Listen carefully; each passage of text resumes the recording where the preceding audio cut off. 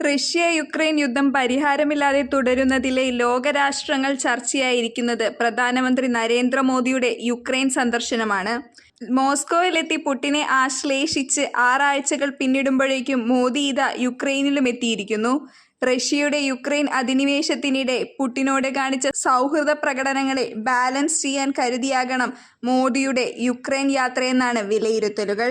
2022 ഫെബ്രുവരി 24 യുക്രൈനിലേക്ക് പുടിന്റെ സൈന്യം കടന്നുകയറിയതിൽ പിന്നെ ഒരിക്കൽ പോലും റഷ്യയെ വിമർശിക്കുന്ന ഒരു വേദികളിലും ഇന്ത്യ പങ്കാളിയായിരുന്നില്ല. ഐക്യരാഷ്ട്രസഭയിൽ റഷ്യക്കെതിരെ കൊണ്ടുവന്ന എല്ലാ പ്രമേയങ്ങളിൽ നിന്നും ഇന്ത്യ വിട്ടുനിന്നിരുന്നു.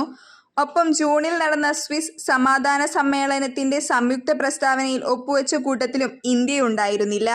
അങ്ങനെയിരിക്കെയാണ് മോദിയുടെ റഷ്യൻ സന്ദർശനം കൂടി ഉണ്ടാകുന്നത്. ലോകത്തിലെ ഏറ്റവും വലിയ ജനാധിപത്യ രാജ്യത്തിന്റെ നേതാവ് ഒരു ബ്ലഡി ക്രിമിനലിനെ ആശ്ലേഷിപ്പിച്ചത് നിരാശാജനകമെന്നായിരുന്നു സെലൻസ്കി പ്രതികരിച്ചത്. ആ പശ്ചാത്തലത്തിലാണ് നിലവിലെ യുക്രൈൻ സന്ദർശനം കൂടുതൽ പ്രസക്തമാകുന്നത്. നയതന്ത്രത്തിൽ തന്ത്രപരമായ സ്വയംഭരണമുള്ള രാജ്യമാണ് ഇന്ത്യയെന്ന് തെളിയിക്കുകയാണ് യാത്രയ്ക്ക് പിന്നിലെന്ന് അഭിപ്രായങ്ങൾ ഉയരുന്നുണ്ട്. എങ്കിലും അതൊരു തന്ത്രപരമായ ബാലൻസിംഗ് പ്രവൃത്തിയായാണ് പൊതുവെയുള്ള വിലയിരുത്തൽ. ചില വിദേശകാര്യ വിദഗ്ധർ ഇന്ത്യയുടെ നിലപാട് മാറ്റണമെന്നാണ് യുക്രൈൻ സന്ദർശനത്തെ കാണുന്നത്. എന്നാൽ മോദിയുടെ സന്ദർശന വേളയിൽ ഇരു നേതാക്കളും സംഘർഷത്തെക്കുറിച്ച് ചർച്ച ചെയ്യുകയും യുദ്ധത്തിൽ കൊല്ലപ്പെട്ട കുട്ടികളുടെ സ്മാരകം സന്ദർശിക്കുകയും ചെയ്തിരുന്നു.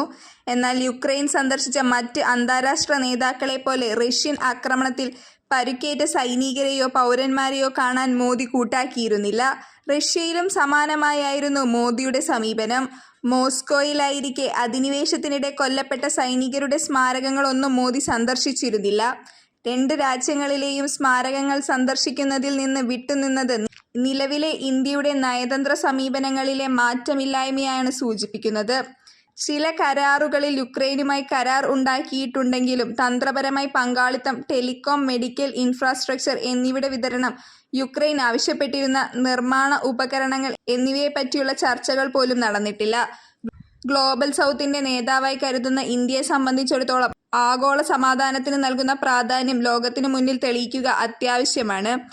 യൂറോപ്പിലെ യുദ്ധമുണ്ടാക്കിയ ആഘാതവും തുടർന്നുണ്ടായ ഉപരോധങ്ങളും വികസ്വര അവികസിത രാജ്യങ്ങളുടെ വളർച്ചയ്ക്ക് തടസ്സം സൃഷ്ടിക്കുന്നത് അവസാനിപ്പിക്കാൻ ഇന്ത്യക്ക് ഉത്തരവാദിത്തമുണ്ട്. അത് തിരിച്ചറിഞ്ഞ് പ്രവർത്തിക്കുന്നതിൽ ഇതുവരെയും മോദി സർക്കാർ വേണ്ടത്ര ഇടപെടലുകൾ നടത്തിയിട്ടില്ലെന്നതാണ് സത്യം.